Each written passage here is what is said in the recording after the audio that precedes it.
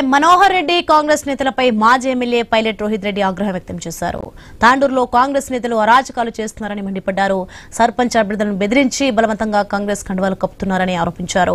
BRS అభ్యర్థులను kidnap చేసి దాడులు చేస్తున్నారని ఫైర్ అయ్యారు. తక్షణమే రౌడీ రాజకీయాలు మానుకోవాలని, లేదంటే బీఆర్ఎస్ బలమేంటో చూపిస్తామని హెచ్చరించారు.